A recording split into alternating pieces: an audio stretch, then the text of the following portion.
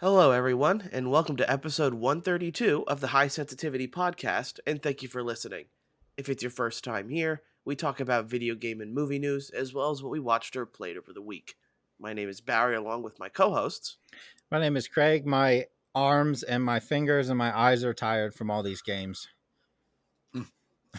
My name's Craig, and I was going to say something similar. It's just Happy Holy Game Week is Right. what this week should have been named. Yeah, and we will get into the games because there's a lot of them to talk about, but as always, we're going to get into the news first. What I'll go ahead and do is I'll just talk about a follow up from last week, would be the Bayonetta voice actor news story. Yep. More clarification has now come out that the deal was about $15,000 and not $4,000. They were going to pay her, Jennifer Hale, sorry, the voice actress, like $4,000 per recording session is Right. what it was going to be. People have reached back out to Jennifer Hale, and she's like, I don't care about, I don't care. Like, it's still a very, very low offer considering how much money the game makes. And she still thought it was kind of, I guess, unfair, like an offer that was unfair to her. Now, Also, clarify it's Helena Taylor, not Jennifer Hale. Okay, Helena Taylor. Sorry, I'm probably mixing up the two's name. No, you're fine. That's the one who took over. I just don't want people to think that she was the one complaining because she wasn't. All right, so Helena Taylor is the Yep. one. All right, Yep. Gotcha. So that's kind of where the whole situation's at now. You really haven't heard much from anything else otherwise, but goes to show there's more information to it. Like, yes, $4,000 is the minimum, and for a game like Bayonetta that makes as much as it does, 15,000 probably is still technically in the ballpark of lowballing her, but uh, Platinum's game's gonna do what it does, and at least we got some clarification. At least it's not just $4,000. Right. Yeah, it was interesting. Go ahead. No, I was going to ask real quick. What's the wise guy's name in that game? Like, I'm forgetting it. Like, the guy who goes like, why I oughta? Like, he basically sounds like that. Yep. I just thought it would be funny if it got released that he made like 10 grand himself as like the voice actor because he has such a small voice role. Continue, Craig. Sorry. Okay. Yep. I'm back. I know where I'm going with this. Yeah, I was kind of digging into it as well this week because all this stuff kept coming out, and it basically came down to, like, at least from what I could find out, was $4,000 per session. Was what they wanted to pay her, not $4,000 total. Which also, when people were pointing out too that a session for a voice actor is 4 hours, and it also includes food and travel expenses. So, Okay. I mean, she may still have been getting lowballed here. I'm not sure personally, like, what the standard price is for a voice actress or actor. But the way I looked at it is like, she made it sound like, man, they wanted me to do all this voice work for 4,000, and then it came out like, no, it was 4,000 a session. So 4,000 for 4 hours of work, it's $1,000 an hour, plus food, plus travel expenses. Like, that's pretty good. So yeah, I feel like I have to switch my opinion now almost, right? Because last week it's like, man, Platinum Games, like, do I even want to buy this game? And now you're like, man, was she just like not lying, but like exaggerating to get people to feel bad for her, or what's going on here? It's crazy. Yeah, that's a quite a different perspective than what we were led to believe last week. So I got to kind of go flip what I was thinking as well, because you get paid food, you get amenities, and you also get like a larger sum than what was originally said.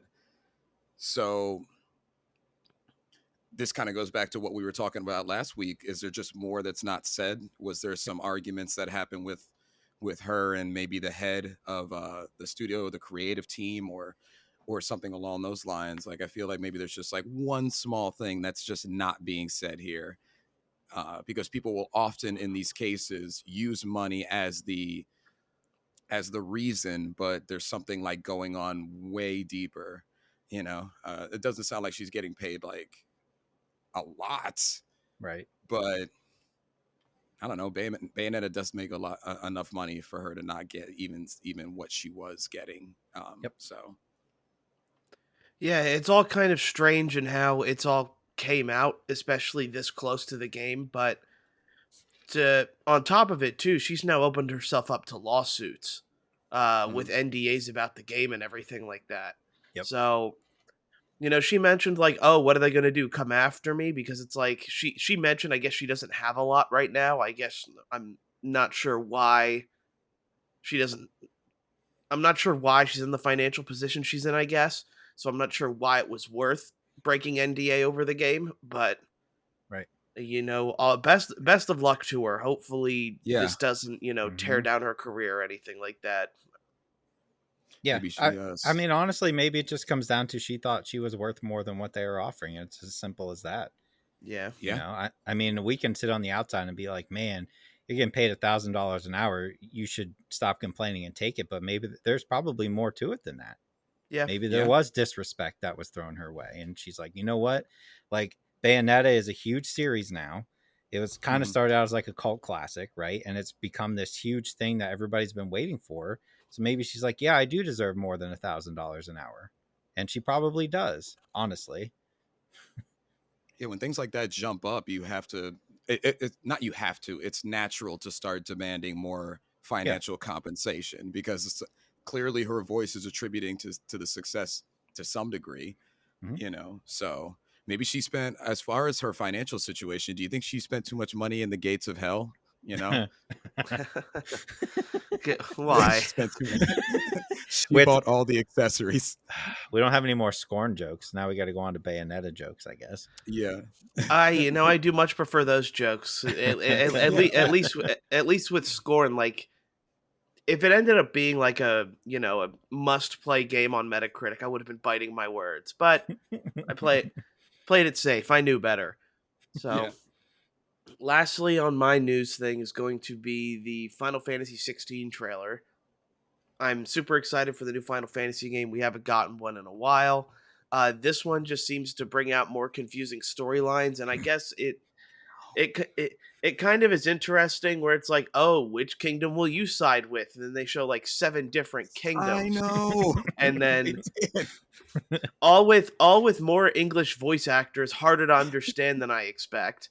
Yep. And then on top of that too, it looks like in this universe people are fused with the summons that you use in like regular Final Fantasy games. Like Mhm. it does look to be like this huge battle spectacle type of game where it's going to be, cutscenes with Ifrit versus Bahamut or something like that in while you're playing the game. But I'm excited for it, just super confused. That trailer answered nothing to me. It's just like, okay, we got Did. some kingdoms. And well, how do you even pick a side? So I don't it's know. why am I picking a side? Yeah. It brought Why up does so many somebody questions. Yeah, why are the gods infused with humans? I have no clue. But You know, Barry, I was thinking when I watched this trailer that you would be all about it simply from your love for Fire Emblem and all the different houses. I was like, man, this feels like it's right up your alley. Whereas me, I'm like, to me, I look at it, I'm like, yeah, that's just Final Fantasy. They just do whatever they want, and it's always confusing. Yeah. Always. Like, I couldn't, sitting down and pick any Final Fantasy, like any one, and try to easily explain the story. It's not possible. yeah, No, it's yeah. It's not. just not. But It's it, it would be right I'm up gonna your be alley excited if it for was it. like, yeah, if it was Fire Emblem 7 houses instead of 3 houses. Because like I had the same reaction you did, Barry. I was like, what is this, Game of Thrones? Like, do we Yeah, choose one? Do we choose three? Like it's just I don't know. I'm gonna Maybe. I'm gonna get it, but Oh I don't yeah. know. Maybe you start with one and you play a character from each house, and then eventually they all meet up. maybe it feels like I don't know. Based off of the trailer, it looks like you're some warrior that's like I don't know, maybe a freelancer. Like he's not really aligned to any kingdom, Mhm. and he ends up getting these god powers, and now everyone's fighting for you or fighting to have control of you or something like that. Based on like the small dialogue that came out of that trailer, it sounds like people who have like the gods infused in them like are forced to fight, forced to pick a side, forced to do all this stuff, and he's probably like, "No, I'm not going to do any of that. I'm the main character."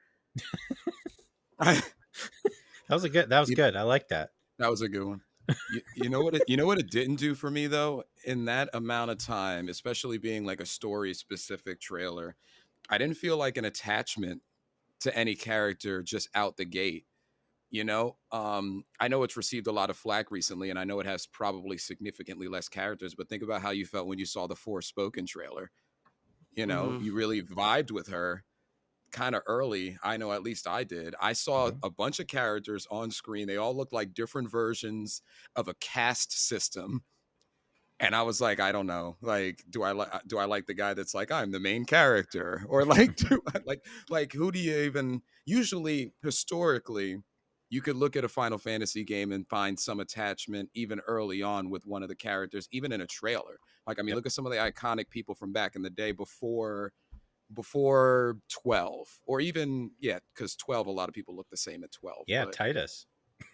yeah, I know. 10 had it, even Yep. like Zidane or Zidane, Yep. however you want to say it, and 9 looked like it. I mean, Squall was a quiet Squall. person, but he looked like it. Cloud, Yep. like there were so many iconic people in the earlier ones, and I just saw like a mash of some type of like just royalty, but like who's right, in the royalty kind of thing. So we'll see. It's not gonna keep me from getting it, but it I was a fun trailer though.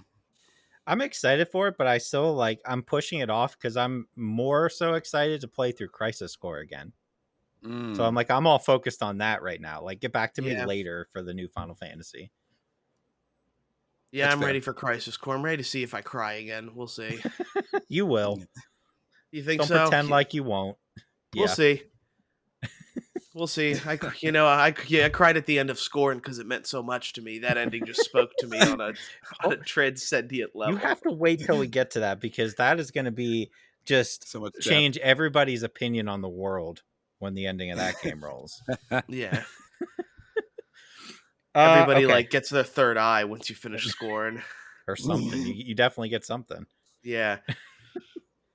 That was all your news? That was all Okay. news for me. What Yeah. did Um you sound so yeah. defeated?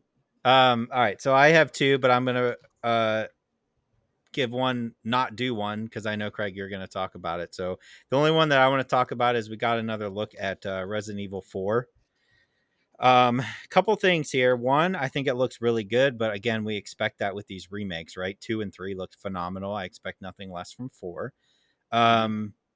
Super excited to play through it again, even though I'll be buying it for the, what is it, like 13th time, like Skyrim at this point for some people. The one thing I did want to hit on though, because I went, when they announced it, I went right away because I was like, you know what? I'm going to get the collector's edition for this one. I'm going to do it. I'm going to, you know what? Like, it looks cool. The statue's cool. And I know I'm going to be an old person on this, and I know it's nothing new, but can we please stop charging $250 for collector's editions? Because it is out of Seriously. control, and they're definitely not worth $250. Like, that statue of Leon's cool and all, but I saw the price point and I went, nah, you know what? I'm good. I'll just get the game. Are you buying the collector's edition? No, I'm not. Okay. Like there's already like enough statues, but you do have a point.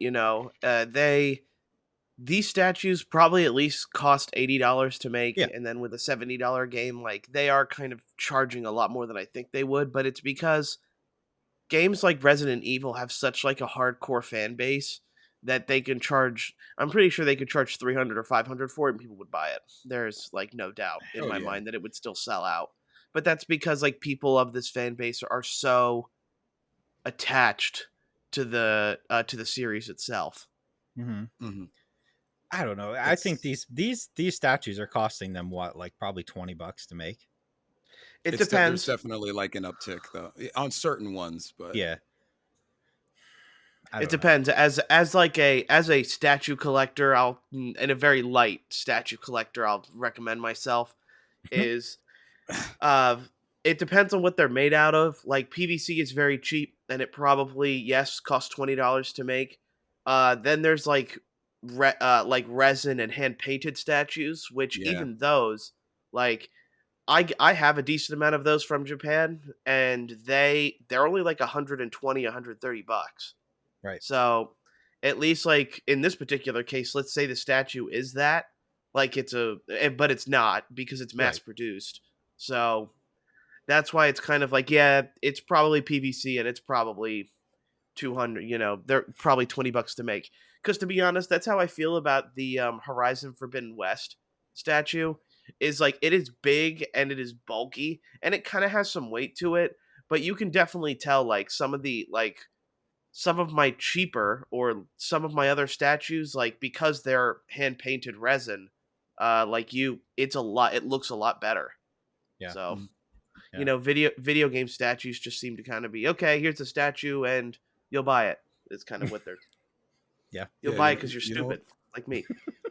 I don't know if we touched on this. Like we probably touched on it a little bit, but it's to the point now, like seeing and just going kind of on what we're talking about right now, where it's almost like you want to buy the standard edition of the game and then see if you can't get a statue on Etsy. Yeah. Like, let's be honest. Like, I first like had a run in with that when I missed the opportunity where it's my fault, but I missed the opportunity to get like the Elden Ring like special edition. So I was like, maybe I'll just look for like Elden Ring, various statues, and like some really good ones came out, especially after you gave the game like a month of Hmm. existence. But like that's like what I feel like that's what I'm just gonna start doing now. Is just Yeah. looking elsewhere for a statue. Yeah, some are gonna be just overpriced and feel like the one that you would get with the collector's edition, but certain ones, I mean, it might just actually be beneficial to see it because then you could get certain people getting Leon, for example, in a pose that maybe you like. You're not limited specifically to the Resident Evil 4 remake collector's edition version of Leon. So it's just something I've been like really thinking about exploring to try to also prevent myself from spending $250 every time I feel some type of attachment Yep. to a game that's more than usual. Uh, the trailer looked great. Yeah. It's cool that they're doing different things. Like the first encounter is a little bit different than normal, where like it looked like you start in the basement, where I feel like that's not how it started when you see the first zombie Right. in 4. It's going to be exciting, and I I like most people think 4 is just insanely like on another level from a lot of the other ones. You Yep. could argue like 1 and 2 are definitely in the same vein, but it looks good. Excited for it to come out. The question I was thinking about when I was watching this is they've had such a great success with 2 and 3, and they're going to have a great success with 4 remastered, right? Like 1 they haven't really done like the full remaster treatment with, so I could see them going back to that at some point. But do you think that they will do a remaster of Resident Evil 5? Oh, Because I personally enjoyed Resident Evil 5. Hmm. I know 5 and 6 are like where it kind of fell off, right? 6 especially. But I have like a soft spot for Resident Evil 5, and I was like, man, do you think they'd remake that? Like, do you think there'd be enough of a attachment for them to completely remaster that game and people would be excited or not? Or do they stop at 4? So, and here's what I'll mention to you. After a few years ago when you let me borrow, I think Resident Evil 3, I Mm-hmm. believe it was, and I played through that, I looked to like try more of those games. Yep. I tried Resident Evil 5 and 6. Mm-hmm. Now, they definitely don't play the same way. I did not really play them for very long. I wasn't the biggest fan of like what I guess they were going for, but Sure. um I do think they have kind of the same uniqueness to them in the vein that probably a remake with a new direction, like fixing a lot of the old stuff and keeping some of the new. Like I think it was 6 that like had like kind of that co-op Yep. gameplay that you could do. You I can do it think in that 5 too. okay, so both of them kind of had that vein. I think if you do that, there's a lot of potential there to play that game and have people want to play it. Yeah. But I think a lot of like the story needs to be fixed itself because it's kind of a mess. It is. Um, It 5 and is. 6. So I think they need to not just do a remaster. It's got to be almost a redoing in a Yeah. way. The same thing they did what they're doing with Resident Evil 4, because Resident Evil 5 had tank controls too, right? When you were aiming, you couldn't move. When you Hmm. know, so and that was the same thing at Resident Evil 4, and it looks like they got rid of that in the remaster, which thank God. But yeah, I mean, I would love to see a Resident Evil 5. I don't think we need a Resident Evil 6, but I don't know. I was just curious if you guys thought is something you think would do well. I don't know. People look at that game in such a poor light They do. that They do. people will probably look at it and be like, "No, like, why did you bother doing Yeah, that?" As but much people as look at Resident Evil 3 in that way too. yeah, yeah, I know, and I've 3 really made a good comeback. Yeah. So I think in the vein of the game itself, people would be like, "Oh, why?" But then people are also going to be like, "Oh, they did a really good job with 3. Maybe they'll Yep. do the same thing with 5 and 6 here." Is my thinking. They're printing money with these remakes. Yeah, they Yeah, are. they are. And if they fix some of the quality of life things, and like Barry was saying with the story, and then all it needs is that trailer, because there you're gonna have a lot of naysayers for Resident Evil 3's remake until the trailer came out, and then you were like, okay, all right, they fixed it. Like, Yeah. so Yeah, I don't know. I wouldn't put money on it that they would remaster 5, but I would be pretty excited if they did, honestly. yeah. But yeah, that's the only news segment I had, so I'll throw it to you, Craig. All right, holy Silent Hill. So Konami, after years and years and years and years of just the clamorings, we've even on this show have clamored for Silent Hill news, and or just something for Silent Hill to come back. They dropped essentially an entire gaming world and even a movie on us. So Yep. a lot of news. They released well, the names, or at least have the project names, obviously things can be updated and such like that, for 4 new Silent Hill games, and also a Silent Hill movie. Not as much as known on the movie, at least from what I see, but we have some names. We have Silent Hill Ascension, and that's supposed to be essentially an interactive Silent Hill, I'm not sure MMO, but experience. It's going to be more ventured or sectioned for online and online only. We have the Silent Hill 2 remake, which is Yes. coming out as well. We have Silent Hill Town Hall, which is done by the now even more famously Annapurna Yep. Studios, fresh off of their Stray release. And then finally, we have Silent Hill F, or in parentheses Forte, is what I'm Yeah. hearing, like, as it. So that one is intriguing also, is because it has like a Japanese kind of style to it. Looks very Like fungi, Ghostwire Tokyo. like Ghostwire, Mm-hmm. bright colors in the right places, that kind of thing. So wow.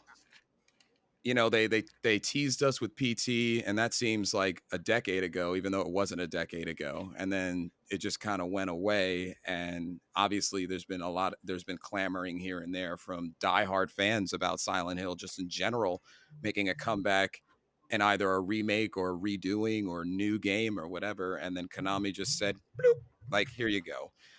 And I don't know what makes me worried. What makes me happy about it is it looks like they got different studios, so it doesn't look like they're just throwing a bunch of stuff at a wall to see what sticks. Yep. It looks like they're actually picking and choosing specific studios who they think will take these versions to a new heights. So there's a lot. I would be interested to see the timetable. Which one's coming out first? Got to be the Which remake. Yeah, got to be the remake. Yeah, Mm-hmm. because they have essentially probably 75% of that done. Beside what else they want to do, Yep. or at least the code.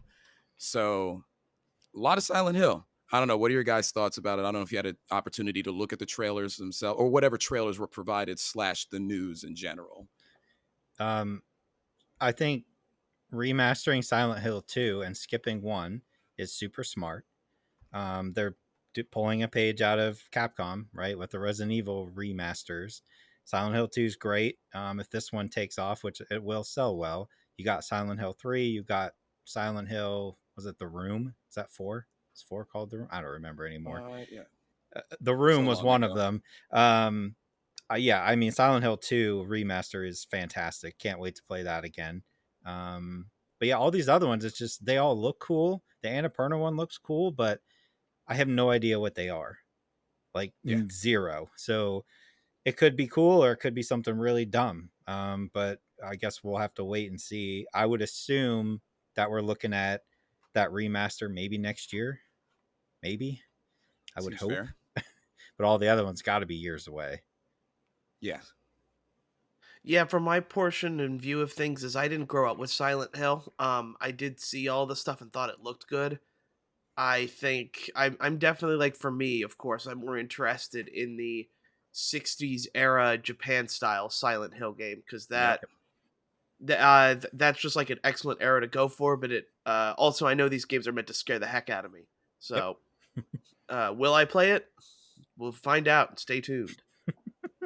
I think you should at least play the Silent Hill 2. That's a classic. Yeah. That's an absolute classic.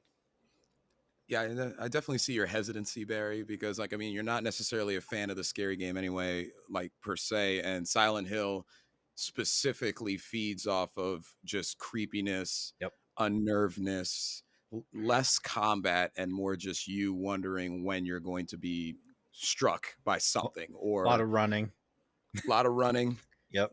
Minimal resources, Yep. which is that's not as big of a deal now. Back then it was, but not now because we all have so many survival horror or just survival games where resources are limited to work off of. But the feudal Japan one definitely looks fantastic. I want to give Annapurna, until they mess up for me, Annapurna has my heart because of some of their recent releases, so I would like to try that one. I'm not excited for the internet one. I don't. No. I mean, I don't know where they're going either. It could be exactly what I want, but I don't know that yet because they haven't said real much about it. And maybe a Silent Hill movie will actually do better. Like I was one of the ones. I think Craig, you mentioned it. Like you liked the Silent Hill movie. I literally just watched it again yesterday. That's fantastic. That's fantastic. Yeah, still holds I up. was one. Yeah, it still holds up, and I know it has its execution downfalls, but Sure. I am interested to see where they go now that there's been so much time and there's been so many different ways to shoot a movie that has popped up, and so we'll see. But Yep. it's great news for anybody who at least played a game or heard about it from their older cousin who had the system like when they were growing up or whatever. So yeah, a lot of stuff. But that's all for me for news. Sweet. Okay. One thing that I think we did forget is Rockstar Games came out with a tweet, I believe just the other day, that said something about GTA 6 2023. Did it? Uh, I must yeah. have missed it. What? It doesn't say that the game. It just has the Rockstar logo on it. You guys can look on their Twitter, but it's there. Okay. I'm gonna look it up real quick. But that is all it apparently says is GTA 6 2023. So maybe that's Interesting. the first trailer, or It's maybe gotta that's be. when the game's going to be released. But Yeah. we haven't seen anything. But I just figured it would be worth it, and who knows? If it's social media wise lately, maybe it's just my sick brain, but I have been duped on the internet as of late. So we'll see. But you guys are now making me want to go ahead and check it, but I'll let you guys do it because I you don't guys, see anything on there. Yeah, I'm not finding it either. maybe there is a good chance that maybe I got duped. There is. I don't know. Yeah, I didn't find Also, anything on their Twitter. Yeah. I would take Craig's word. I'm not good at navigating Twitter. It's not my best social media platform. I mean, I know it's easy, you search stuff, but like, Yeah. I'm taking longer to find it. Yeah, it looks like a whole bunch of fan base stuff. Okay, whatever. Don't worry about it. Forget I said anything. I'll just cut this part out of the show. I would say you're probably not wrong though in saying a trailer next year for sure. I feel like Yeah, they have to. Yeah, I saw that the other day, and I was like, okay, there's no way it's a game. But like, I think we Yeah. see a trailer 2023. But I there's mean, a whole after all those leaks, they have to put a trailer out at this point. yeah. Truth. Yeah, there's like, but on Twitter, there's just a ton of people as of late doing something. Maybe it's just a rumor. I might have Okay. missed something. Okay, so be it to the game section this week. Yeah. To the For games. for me, I only played Plague Tale Requiem this week, And you beat at, Scorn. and I beat Don't Scorn. sell yourself Correct. short. Don't scorn yourself short. Ooh, ooh. Oh, Okay. that wasn't I'm a terrible. I'm not Yeah, actually that upset. was okay. Yeah, I'm not Thanks, guys. upset by that one like the others. Appreciate it. For me, I played some PGA Tour 2K23. I continued my streak of sticking with the game until I beat it, and I beat Plague Tale Requiem. And I started Gotham Knights. I'm not very far into Gotham Knights. I just bought it Saturday, so I probably put like an hour into that so far. Okay. I did not beat Scorn, unfortunately. I did not stick to the guns, well, the good guns of trying to finish something before you start it. I didn't have a chance to play Plague Tale because I was busy throughout the week, but I did play Gotham Knights. I'm about 3 hours in, so we could chat about that. Okay. And then I also played Mario plus Rabbids Spark of Hope, which was Forgot that came odd. out. That was oddly one of my more anticipated games. I just felt more excited when it showed up on my doorstep than Gotham Knights did. So I'll talk about That's that one fair. too. That's fair. What do we want to start with? Plague Tale Requiem. Okay. Barry's I'm dying over dying. here. I'm dying, All right. but start Plague Tale. I'll be back. Okay. He's got a plague himself. Barry, I don't think you beat it, did you? Okay. Barry did not beat it. So, and Craig, you didn't start it at all, correct? I did not. Okay. So, kind of mixed for me, and I won't get into any details, obviously, because I don't want to spoil anything. Plague's Tale for Barry and I last year was one of our highlights of the year for sure. Correct. Came out of nowhere and was just a phenomenal story. What I can say about this one, having beaten it, is I think the story, when I got to the end, I liked what they did. But I have some issues with the game. Number one, it's too long.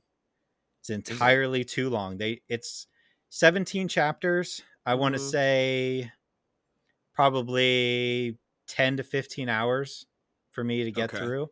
I didn't play it. I was playing on normal difficulty. So if you're playing on easy, you could probably get through it a little bit quicker. My issues with the game are, besides the length, is I feel like they kind of got away from what made the first game good. The first game, to me, what made it so good was like the lack of ability to kill enemies, right? Like you had to be creative, right? You were like, all right, this guy, I can't kill these guys with my slingshot, so I'm going to create a diversion. Whereas with this one, they give you so many things. Like they give you like a crossbow, um, like ability to like make, you'll use like your clay pots to like set people on fire, which was in the first one. But to me, this game almost felt more like Uncharted than Oh, anything else I can. Like that was when I'm playing this game, I'm like, I feel like I'm just playing Uncharted right now with different characters. And my other big gripe is that there's so much slow walking in this game. It's infuriating. Like the amount of time it takes you to get from point A to point B, because 75% of the time, I feel like that's a good percentage, you can't run. You're just walking slowly. They could have sped it up, like shrunk down the story, make this a 6 to 8 hour story, told the same story, and it would have been phenomenal, in my opinion. And also, I will go on record on saying that kid is the most obnoxious character I've ever heard in a video game. Still, he's worse. He's worse in this game. And You mean everybody, Hugo? yes, and everybody in this game is crying all the time, just crying all the time. But yeah, that kid was super annoying in the first one. He's even more annoying here. So I was playing this game and I was just like, oh my God, this game's going on forever. I'm so annoyed with Hugo. This isn't what I want out of a game. And then I got to the end and I was like, oh, it was actually pretty good. So it's like it's very weird for me to judge. It's not as good as the first one for sure, but but I still had a good time playing through it, if that makes sense. It does. Okay. Barry? Yeah, I'll try to talk for as long as I can here. I don't know how much longer until my coughing fit returns, but on a lot of parts for you, I agree. I do like the sense of story direction because I like that it's focusing on Amicia a bit more. Yeah. Uh, la the first game was all about Hugo, the Macula, mom kind of thing, and Yep. Yep. That's still there. yeah, it's still there, but you tend to get out of that, Right. during points in the story. I just like that, like, in a human way, Amicia didn't like let the killings just like go to her head. She has PTSD Yep. essentially, and she gets in these very like, emotional fits of rage that cause her to, get very angry and have people like come after her Sure. because of like Okay. all the killing and stuff she's done. Now, I do agree with like what you said with you kind of weren't given the tools to kill in the first game. You got creative with, Yep. you know, dousing fire so that way the rats would go and eat that dude's corpse instead of yours, kind of thing. Right. And the only other thing that I'm not the biggest fan of is I'm not the biggest fan of the, I want to say this. He's going to die on us. Hold on. It's an important point. He's got to get to it. Yeah. I'll try to get this out. Yep. I am not a big fan of the progressive skills based on how No. you play, rewarding you for that. No. Okay. I am not either. It's basically set up as like there's 3 sections, and depending on how you get through sections will level up one of those. So if you go through and Oh, kill everybody, it's going to level up your like aggressiveness, right? Or if you're creative and you're using lots of different, like you're throwing pots and you're extinguishing their flames and you're throwing tar on them, then that's a separate one, and then you have one for being completely stealthy. That's on top of also being able to upgrade all your weapons, which is another upgrade wheel section. interesting. Um, yeah, I feel like they put too much in because you have all these weapons, you have that going on leveling up, plus you have the sections with Hugo where you can control the rats. Um, it's just like I don't know if they're just like everybody who had an idea, they're like, yeah, put it in. Yeah, They it's just cool. throw it all in. Yeah, but again, like the story is good. It looks phenomenal. Oh Like yeah, they're absolutely phenomenal. Um, and I don't want people to think I'm hating on it. I think this is like top, let's say top 20 game of the year for me. Not Okay. top 10, but top 20. Because the story is great when you get to the end. It's just, man, like that middle section. When you first get to, without spoiling anything, when you first get to the island, my God, Mm. does that drag? Oh boy, Oh, does it? it's rough. Yeah. But then once you start getting through that and you get towards the end and you see where it's going, you're like, okay, I get it. But yeah, it's I think people should still play it, but man, there's some issues, I think. yeah, and maybe that might be our fault for like having the expectations of this Maybe. game based on how good the first one was. But I think they played it safe but then gave people too many options. This is it feels like, and I hate to say it because we said it with Overwatch, like this feels like a Plague Tale 1.5 with giving you a ton of stuff just to Yeah. like use to kill your enemies. And one of the maybe one of the critiques of the last game was the fact that maybe players didn't feel like they had enough tools in order to Sure. kill, or like tools in order to solve a puzzle. I enjoyed that restriction. I enjoyed having Oh, to yeah. play to their rules. Mm-hmm. Um, but I have a feeling some players are going to be like, yeah, I'm glad that I could play as an aggressor and have Amicia go on a, rampaging killing spree, Sure. or trying to be stealthy. Because for me, like, I like the stealth portion of things, but I really wish that skill tree would allow me to pick what skills, like, instead of like rewarding me with those skills, I feel like I should just say, hey, give me, nimble footstep or faster movement while crouching. So Yep. that way I can continue to grow on the play style I like to play as. Because like sometimes being stealthy can be really difficult, trying to map Yeah. out each person's each person's route, picking the right times to shoot through them or use a distraction kind of thing can be very difficult and also very frustrating, especially when you don't get it. Yep. So the fact that you need to play that way in order to get the better abilities you kind of are forced to have to be like, okay, if I don't get the stealthy way, I need to play it stealthy and then I become aggressor, which is not something, I want to do because I'm trying to, I guess in a weird way, I'm trying to role play as Amicia, who probably, only really needs to kill when she wants to go on a murderous rampaging spree. Right. Murder.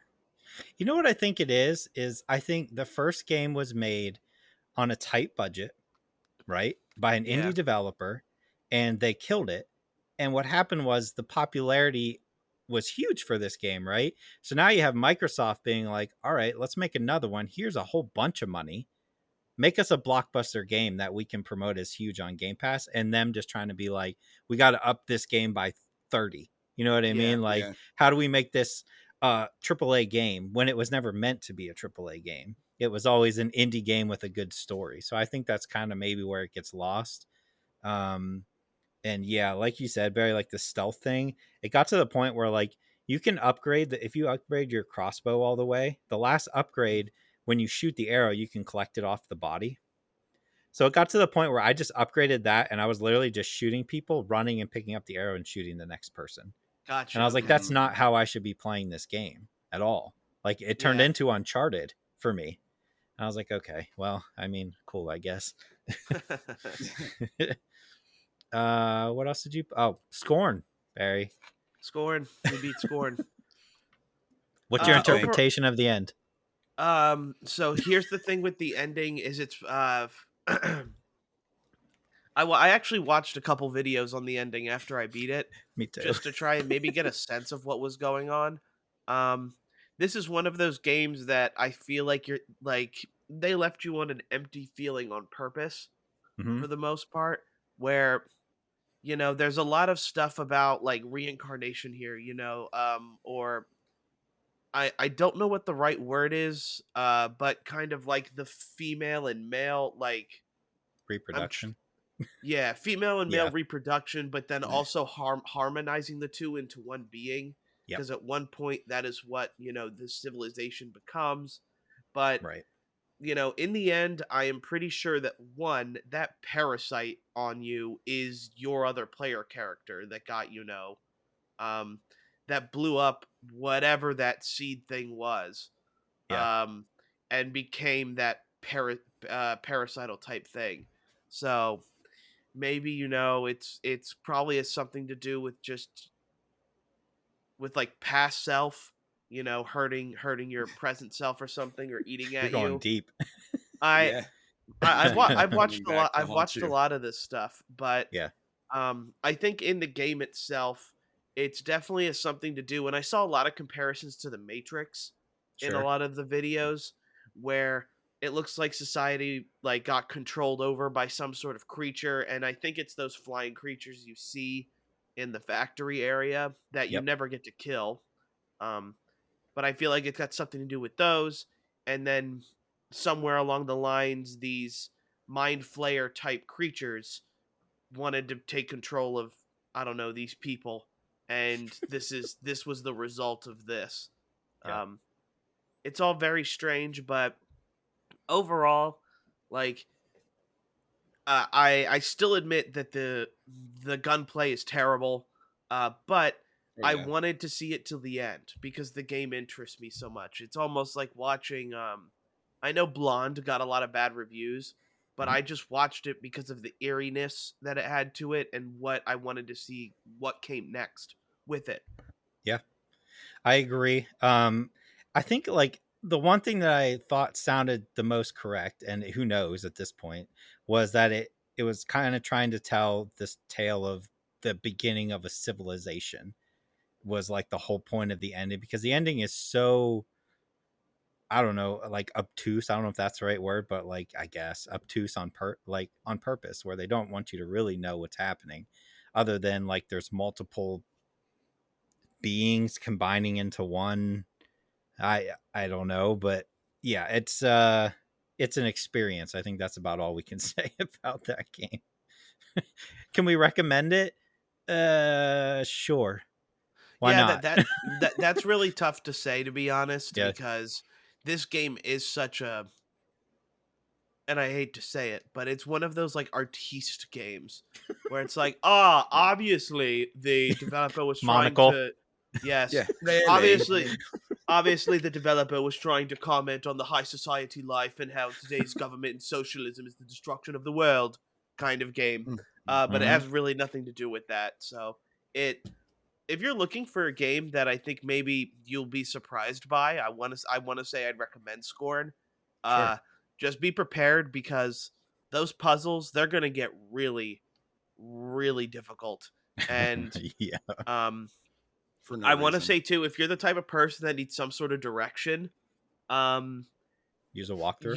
you will probably get, yes, Yeah. you will probably get frustrated by the game and use a walkthrough. I had to use a walkthrough for the prologue, but once you get Sure. past the prologue, it kind of you kind of just needed to follow the next room to the next puzzle type Yep. thing.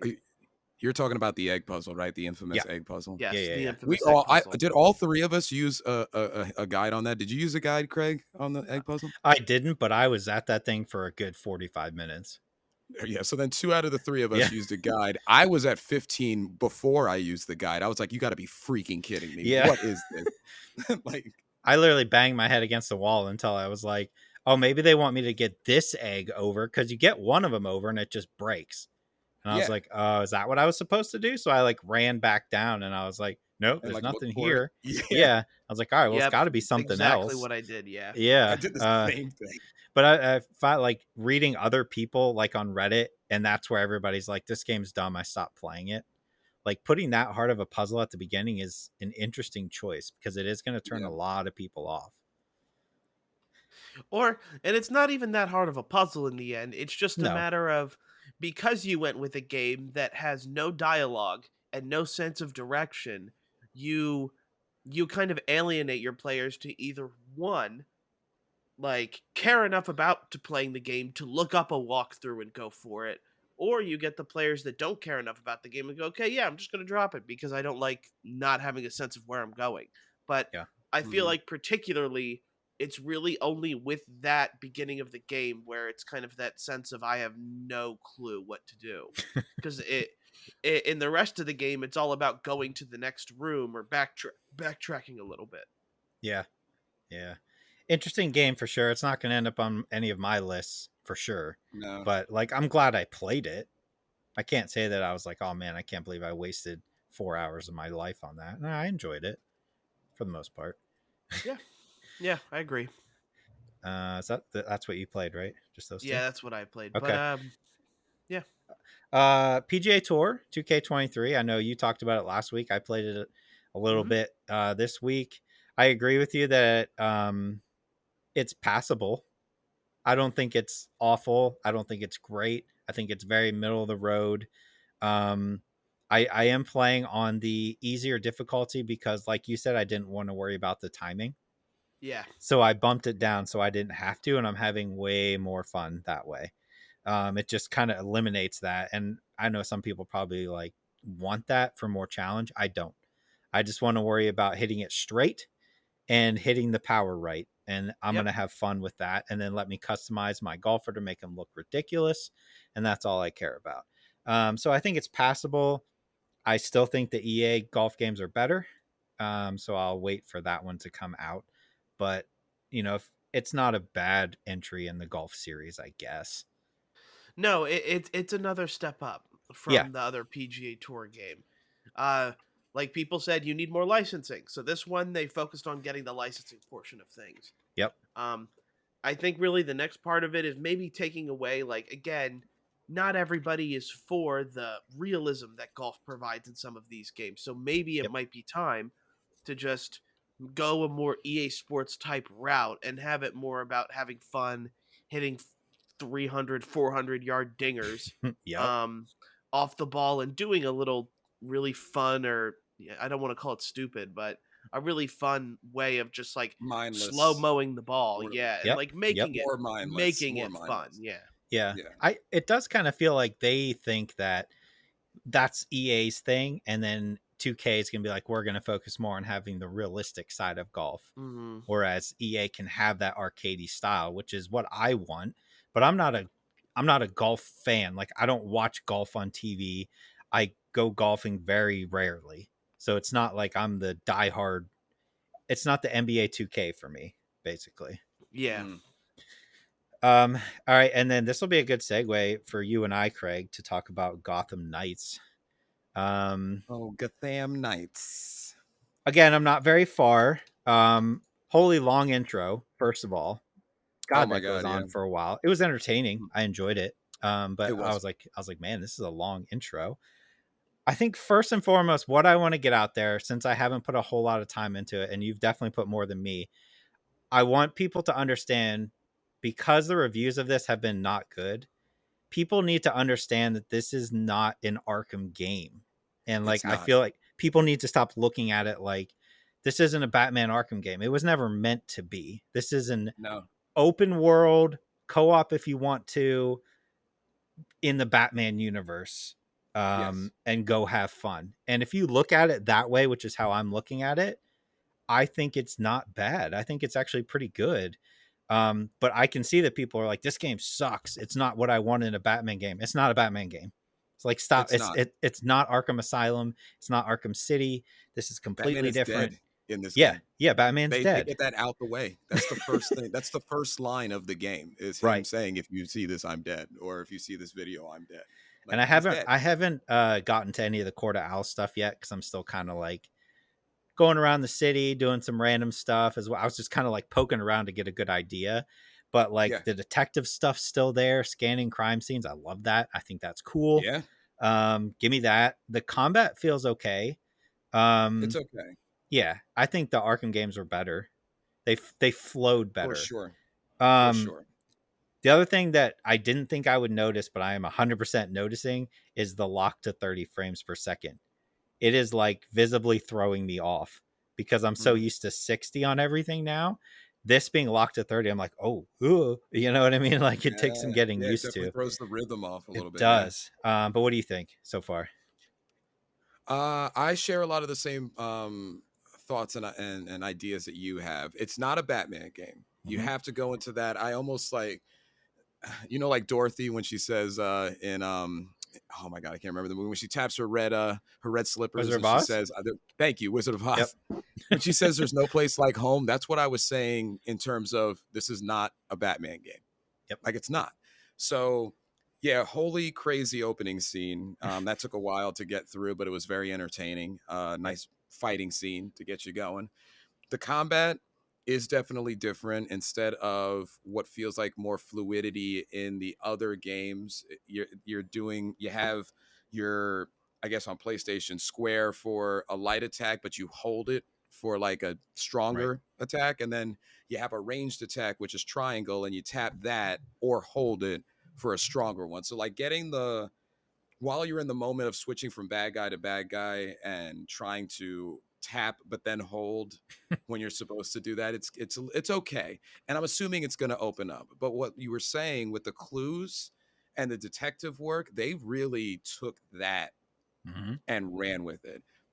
Because essentially what happens is you're going around the city and you're fighting bad guys. You're doing that small crime thing that's in other games, but when you beat people up, you like gather clues. They drop down like experience points, and then you gather them up, and then that later goes back to the belfry where you like piece smaller crimes that you're going to attack later on. So that being said, my description of it may not sound the best, but actually in practice, it's kind of cool. Yeah. And I'm 3 hours in, 3.5 maybe. They already throw the first boss at you right after 2 missions. But the thing is that there's so much side stuff going on. They have their collectibles, they have all the things that you're used to in these type of games, but they really take a focus on the detective portion. When you're at the crime scene, you have to piece 2 or 3 things together. It reminded me of LA Noir Light. Yeah. So they have these sections where you have 8 or 9 pieces of evidence in front of you, and you have to link them together to figure out what happened. So they're really jumping in on that. The characters are fine. I started as Red Hood. He's too Me slow for too. me. Yeah, he's slow. He's slow. So I was like, the other 3 people are essentially gymnasts, Olympian a gymnast. So I jumped to Nightwing, and I'm playing as Nightwing right now. But I'm hearing that Robin and Batgirl are pretty freaking awesome to play as. So I like that you could switch between whoever you can. I wanted to get Red Hood out the way because I thought I would think he was too slow. Yeah. Uh, He's the coolest looking though. he is definitely the Yeah. coolest looking guy. Yep. But it's got potential. It's not going to be better than the best Batman game, but you hear what's coming out of my mouth right now. It's not a Batman game. I shouldn't be like, that's not what we should be comparing it to necessarily. It's in the same world, but Batman's dead and you get Alfred. Alfred's still alive, so that's nice. Yeah.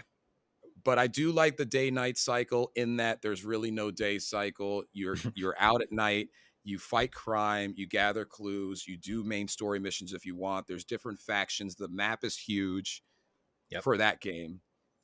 And then you come back, you gather everything. That's where you upgrade when it's daylight. You upgrade, you work on your bat cycle, you work on your character themselves. I think it's going to work in the long run. I think I'm going to enjoy this game. And we already know who some of the villains are.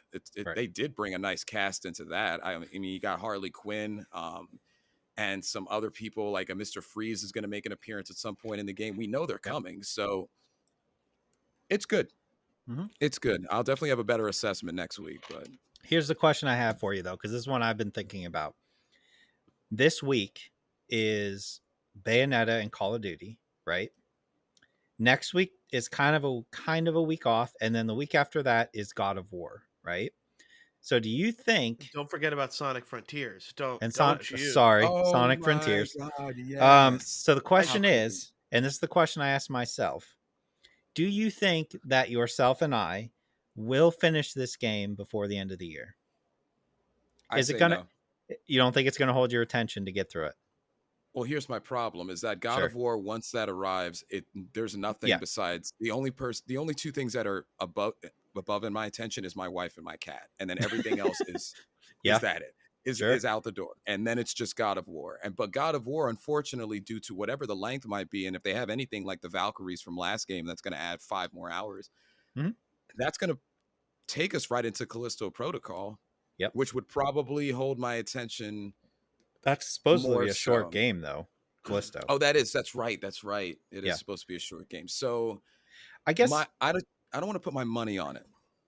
The question is, because Gotham Knights is a longer game, right? Supposedly what, like 30, 40 hours probably. So I'm not going to get 30 hours into this game before Call of Duty and Bayonetta comes out this coming Friday, right? No. So my question is like, all right, that next week, which Sonic is coming out, but whatever. That following week is going to be doing the Call of Duty campaign, beating Bayonetta. You also have the Resident Evil DLC next week. And the Resident, right? You're right. So all that factors into games that I want to beat before God of War comes out. So I look at it as I will play as much Gotham Knight as I can until this coming Friday. Now, once we finish God of War, which I'm assuming that I will finish God of War before Callisto comes out. At that point, we're talking middle of November. Will you have any desire to go back to Gotham Knights? Phrased that particular way, yes. Okay. You think you will? It all depends.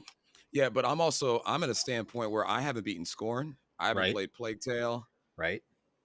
I'm in Mario plus Rabbids, which I don't know how long that length is supposed to be. I mean, it's a Nintendo game. They are pretty lengthy games. Yeah. Yeah. So I don't know. I will have a desire after God of War is done and my life returns to normal. Right. We're gonna get through God of War in a week. You know we will. Oh my God. I can't. We all of us will have a beat in a week. Yeah. Oh my, yeah. So I really hope I do. I really hope I can. You'll get it done in a week. I have faith in you. It's more of a matter of like, for me and how like God of War works. Yes, I'm gonna want to come home and like play that game.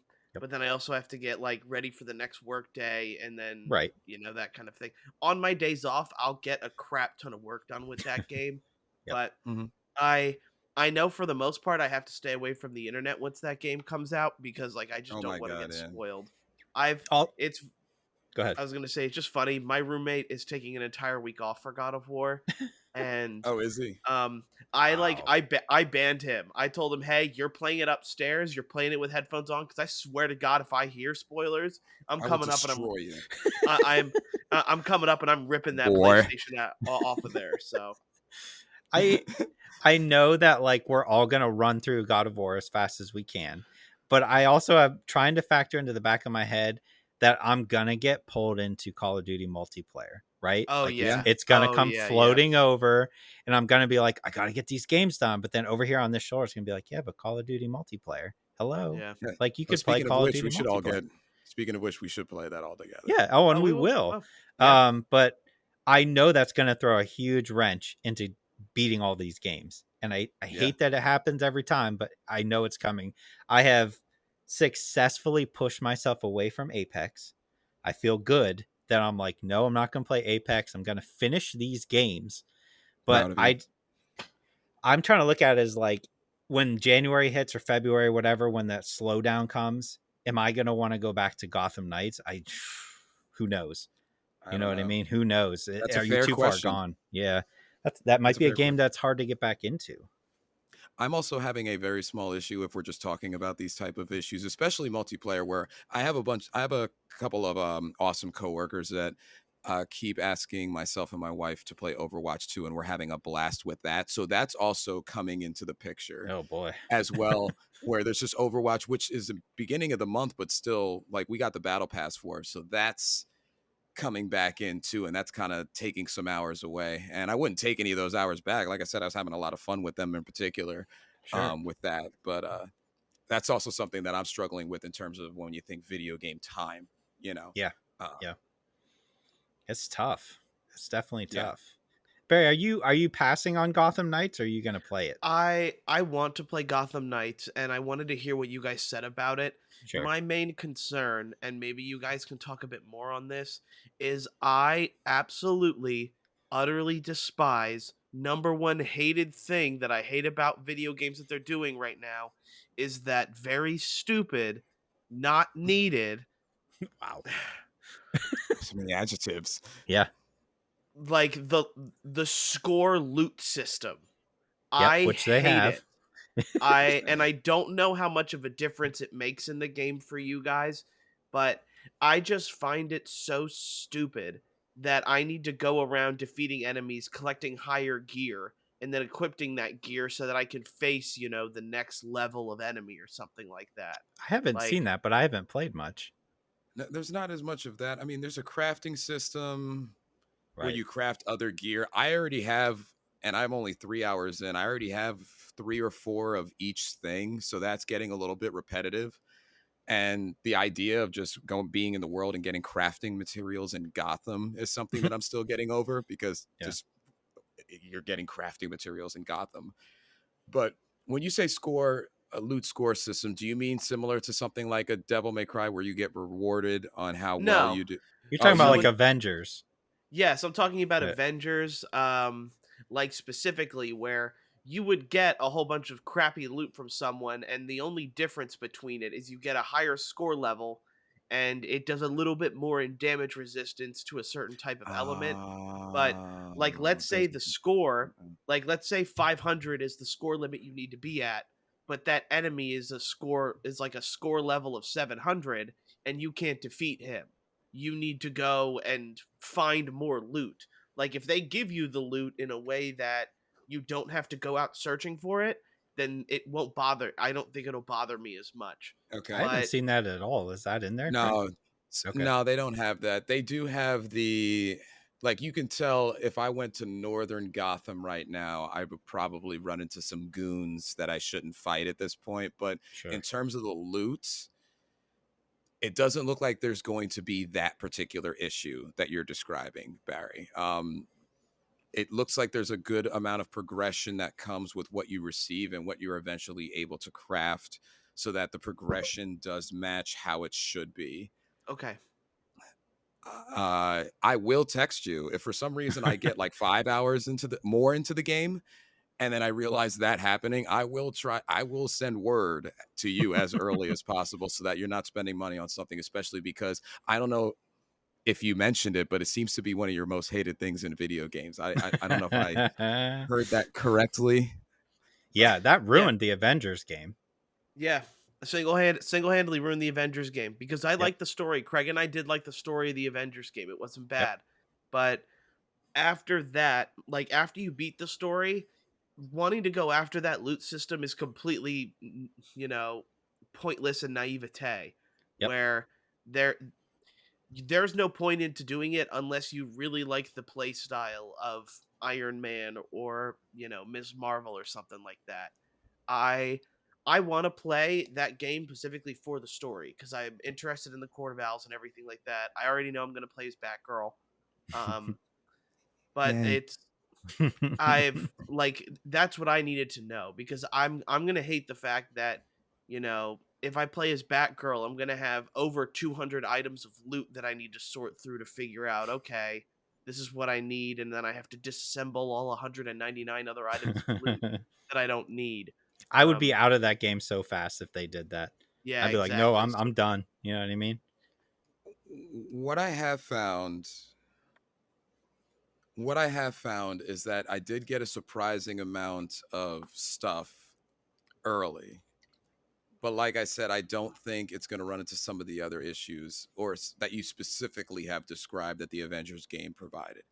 Okay. Um, and with the crafting system, there is gear that does do like one more bit of damage, but then has less of a critical hit score, or Yeah, like vice yeah, versa. There's that kind of stuff, but like yeah. it doesn't look like it's too much. Okay. Or that it's going to be like negative in any particular way. That's fair. Um, So far, I'm enjoying it, but the only thing I've seen is like you can get different costumes. I noticed that, and Yep. then like just leveling up your character as you defeat enemies, but also that carries over to whatever character you pick, which is a good idea. mhm. But yeah, so far, like I haven't seen anything to turn me off. But yeah, that if that does pop up later, that'll 100% be the thing where I'm like, I'm done with this game. Like I'm Yeah, not even I gonna don't know. bother. Like the story doesn't. I want to see the end of the story, but like not enough to want to bury myself in, you know, a bazillion different non-cosmetic items to make myself stronger. I don't want to do that. Yeah. Also, I haven't gotten the traversal item yet. I don't know what story mission I have to do, but everybody's supposed to have like a really like Nightwing has like this glider, and Okay. Red Hood is supposed to jump on pools of energy. That hasn't happened yet, and I'm gonna let you know the grappling is getting a little bit annoying. Like grappling Yeah. is fine, but there's no jump glide Yeah, scenario like yet, Batman. Yeah. and I'm waiting for that scenario because that was advertised. So that's a minor annoyance because traversing the city when you're just grappling and then Well, you have your jogging, but then motorcycle too, I guess. you do, you Yeah. do. Okay. So we'll see. More to come. All right. I mean, I went on way longer than I thought I would with that, but It was worth it. I'm more curious about your Mario and Rabbids because I did not buy Mario that and game. Rabbids. Yeah. So I will say I'll talk about that game next week. I have Okay, it. Um, my roommate took it for his camping trip, so that's fair. We're relying on you, what Craig. I will say, and this is just early first impressions after beating the first world, is it's Mario Galaxy with XCOM, Ooh. and it's pretty sick. So what they did is the first one had more of a set piece feel, and when I say set piece, I'm like using a soccer term in a way, but what I'm more going as is in the first one you would go throughout the world, and then you would get to a battle. You would spend your time collecting coins and things like that, but you would get to a staged set piece battle. In this one, they have a lot more enemies walking amongst the world, and then you kind of slide into them to initiate battle. You go to a separate battle arena, and then you fight. The story is fine. It's standard Mario, Mario Peach, and everybody else are having a great day. Something flies in and decides to destroy them or like try affect the world. Um, I haven't pieced together necessarily how like what the story is going for, so it's a little bit hard to describe. But what I can describe is you're going to different worlds that seem to represent different biomes, but you go to different worlds. There's a specific character in the middle that is having some type of issue with that world, and it's centered around a bioplasma goo being left from the main antagonist. So you got to walk around and you got to clear the planet. So like there's kind of like a Mario Sunshine in a Mario Galaxy aspect. Uh, the main characters are back. You got Rabbid Peach, Normal Peach, all of those people are still in. They introduce a new character, which is essentially if Marth came in here. Okay. It's like their version of Marth. Well, Rabbids in Marth. at least, yeah, yeah, and like because like he has like an insane he or she. I didn't even get down the gender yet, but they have a nice entrance, like a very theatrical entrance into the game. So that was interesting, but it's still the same plan ahead tactical gameplay that you're looking for. There's a lot more movement involved as well when you're playing. So that was really interesting to see because essentially you have a section that you're able to move to and from. And then as soon as you attack, that's when your turn is, or at least your movement is over for the turn. So they did a great job with tweaking some things to make the battles still challenging, but more interactive. Mm-hmm. And with the addition of sparks, which are these cute little sparks, like animal beanie baby things in the world that you can equip, it makes you have a more customized feel. So now you have your character, you have your character's uh, abilities, but then you have a spark with you too that has one upgradable ability throughout and a passive one active, one passive, which makes your character even more intricate. It's good. It's good. Each level has things you can do in the beginning, but as you release more goo from the world, the area becomes more accessible and very deep. It took me, I could have actually probably kept the last 5 minutes out of this explanation to say it took me 3 hours, 3.5 hours to beat World One. Okay. I don't know how many worlds are in this game, but World One was intricate. There was indoor portions, there was outdoor portions. The enemies scale with you, and I think it's gonna. I haven't seen the Metacritic reviews on it, but It's reviewing it's quite a well. it's a strong first impression for me. I'm not going to say anything about top 10 or anything like that, but it's a strong first impression with me. Okay. Definitely. Man, you We'll told me definitely it's know more another next one I week. gotta All right. buy. All right. I'm excited to try it, but what we'll do is get into movies and TV shows next. So, I was a really bad movie watcher and TV show watcher this week. I didn't watch anything. For most people that know, we live pretty much are based at State College, Pennsylvania, Yep. and it was whiteout weekend. So You watch I had football. I watched football. I had a lot of my family Oh, over, so it was I was kind of busy. This week I do plan on watching, and here's the watch list this week. At Okay. least one James Bond movie because I am going to start that. I'm going to start Yes. watching one James Bond movie a yes. week. Goldeneye. I'm going to start at the That's first. that's a good one. Oh dear Are you going to lord. go Good through? good You're going luck to go with straight that. I'm through? going. Yeah, I'm going. I'm going. Starting at first and going all the way over to Oh boy. No Time to Okay. Is it Die. Roger Moore? Is Roger Moore the Yeah. first? Yeah, you're going to start with Yeah, the that Roger. or Sean Oh, Connery. I don't remember which one's which. And then second, I did buy Bullet Train. I just hadn't had time to watch Yes. that yet. Great movie. Oh no Okay. way. I'm Um excited. Okay. I watched two. I technically watched three, but one I really, really hated. So I don't know if it's what you watch, Craig, but I'll wait. I watched Clerks 3 and I finished Better Call Saul. I'm all done. Okay. And what did you watch, Craig? I watched this coming of age horror Oh, drama called We're All Going to the World's Fair. what? Okay, It's on that's not. HBO Max. Yeah, yes. We're You're all wait. watching Hold on. that instead of finishing Cyberpunk? I, I didn't know what else to do. I No had a weird week. excuses. I was angry when I was done with it because I was like I could have been watching something like Cyberpunk? Cyberpunk. Yeah. Cyberpunk.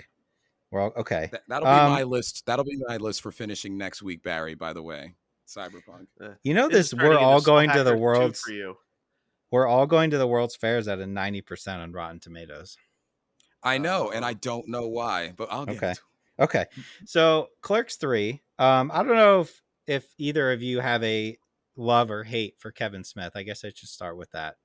Barry, have you ever watched Kevin Smith's movies? No, I have not, but you've told me good things because he Yep. does the Clerks. Silent Bob, and does he Jay do and that, or Silent is Bob. that? Yep. Jane Silent Bob. He is Silent Bob in the movies. Yes, Kevin Yeah. Smith. Mm-hmm. Craig, have you watched the Clerks movies before? A long time ago, I didn't catch the second one. Was the one with Rosario Dawson, right? In Correct. black and white. I didn't catch No, the that first one, one but I was did. black and white. Second one first one had was black and Rosario white. Dawson. Yep.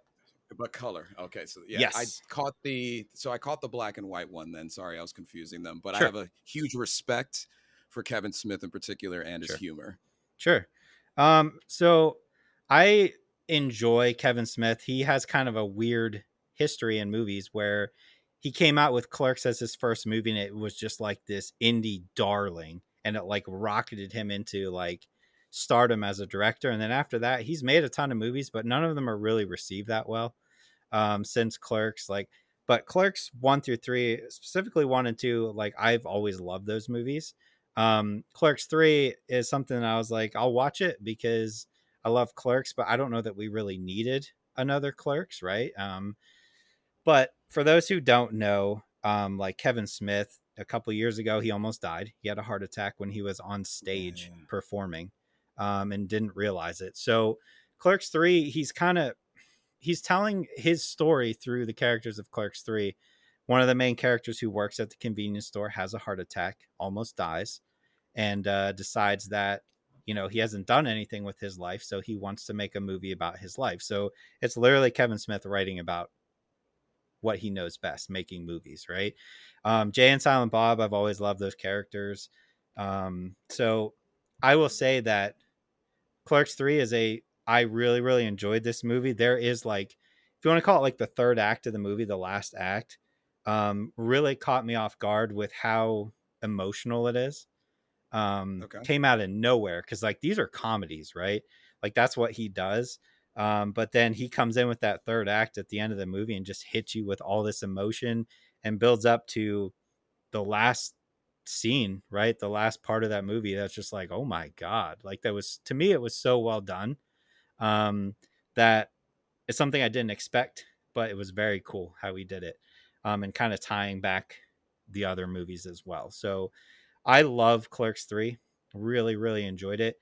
It's not a movie you can go into without having seen the other two, right? So I would say, I think Clerks to me still holds up, the original. So if you have the time, I would highly recommend hunting those down and watching all three. But as someone who's seen them all, Clerks 3 to me was great. I loved every second of it. So I would highly recommend that. Better Call Saul, I finally finished that series, and I will put it as a hill I'm willing to die on. I know it's a popular hill. Breaking Bad, Better Call Saul, some of the best crafted TV show universes I've ever seen. The way they're able to tie back stuff from Breaking Bad into Better Call Saul was great. Seeing all the other stuff going on. I'm rewatching Breaking Bad again. Love that show, one of my favorites of all time. And now I think Better Call Saul is going to be up there as well. I still think Breaking Bad's better, but Better Call Saul is like right underneath it. So that's another one. If you haven't seen those, you should 100% go see those.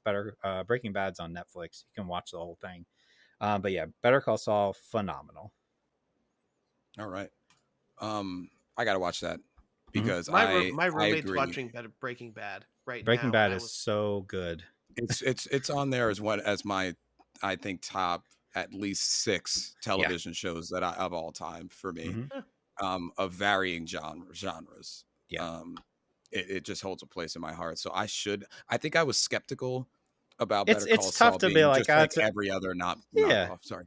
Yeah, no, like it's tough when you look at it as like, oh, they made a spinoff of the lawyer from Breaking Bad. Like, who cares? But like, they make you care, which is good. I got to jump into that. Mm-hmm. Speaking of jumping into, what I wanted to jump out of Oh God. was a movie called "We're All Going to the World's Fair." This is kind of an indie, made a lot of noise at Sundance type of movie. We already heard earlier what it's showing on Metacritic, or was it Rotten It was Tomatoes? Rotten Tomatoes. Yeah. Rotten Tomatoes. So essentially, it's got a similar vibe to other movies. And there's a girl, kind of not a recluse, but she doesn't have a lot of friends. Her name is Casey. She lives with her father, who just kind of focuses on work and is rarely seen in the film. And essentially, there's this thing going around where it's a viral kind of thing where you say, I want to go to the World's Fair 3 times.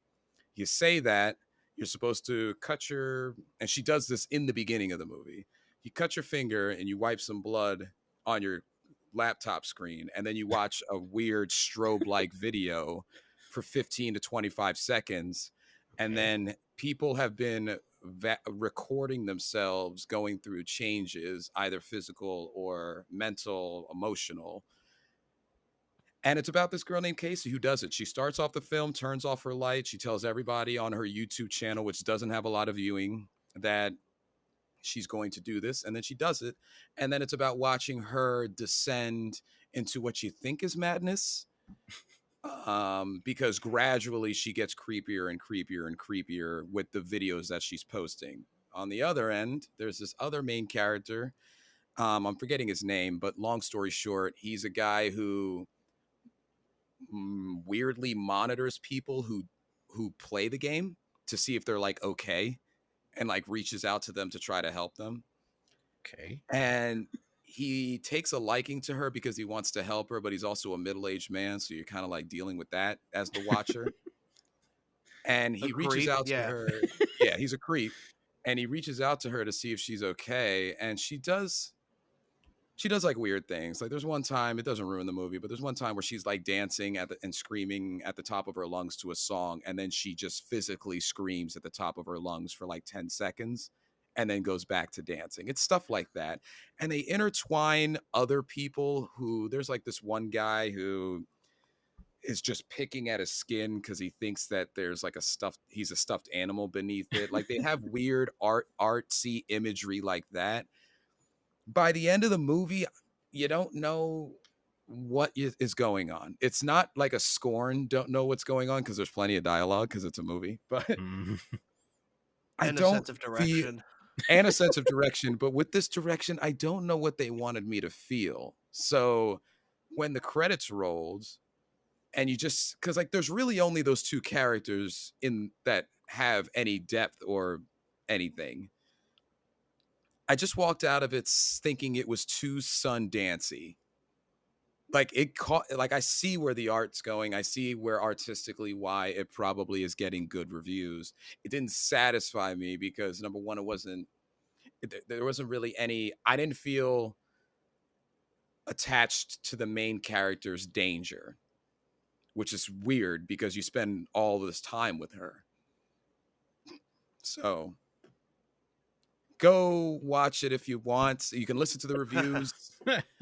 But I didn't want to go to the World's Fair after seeing We All Are Going to the World's Fair. It was just Bloody Mary with wiping your blood on a